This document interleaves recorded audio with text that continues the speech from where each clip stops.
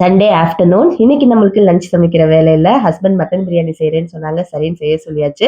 Mutton wash பண்ணி குடுக்குறதோட நம்ம வேலை முடிஞ்சது. மத்த எல்லாமே அவங்களே பார்த்துக்குவாங்க. காலையிலேயே கடைக்கு போய் மட்டன் வாங்கிட்டு 1 வீக் தேவையான வெஜிடபிள்ஸ்லாம் வாங்கிட்டு வந்திருந்தோம்.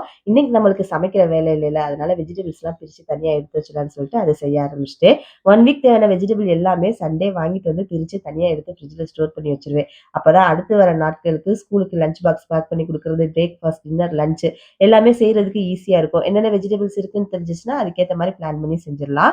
இந்த கருவேப்பில, மல்லி 1 வீக் வரைக்கும் ஃப்ரிட்ஜ்ல ஸ்டோர் பண்ணாலும், கருவேப்பிலையோட இலையெல்லாம் உதிர ஆரம்பிச்சுரும். மல்லி வந்து பழுத்து போய் ஒரு மாரி அழுகுற மாரி ஆயிரும். அந்த மாரி இல்லாம இருக்கிறதுக்கு கருவேப்பிலைய காம்புல இருந்து எடுத்துட்டு, ஏதாவது ஒரு பிளாஸ்டிக் டப்பால பாதி அளவு தண்ணி சேர்த்து, அதுக்குள்ள கருவேப்பிலைய போட்டுறலாம். மல்லியில நுனியில இருக்கிற வேர் பகுதிய மட்டும் கட் பண்ணிட்டு, வாஷ் பண்ணிட்டு, அதையும் இந்த மாரி பிளாஸ்டிக் டப்பால பாதி அளவு தண்ணி சேர்த்து, மல்லியையும் உள்ள போட்டு 2யும் எடுத்து ஃப்ரிட்ஜ்ல ஸ்டோர் பண்ணி வச்சுட்டீங்க அப்படின்னா, 1 வீக் ஆனாலும் நீங்க உள்ள வைக்கும்போது எப்படி ஃப்ரெஷ்ஷா வச்சீங்களோ, அதே மாதிரியே இருக்கும். ரொம்பவே யூஸ்ஃபுல்லான டிப்ஸ் நீங்களும் ட்ரை பண்ணி பாருங்க.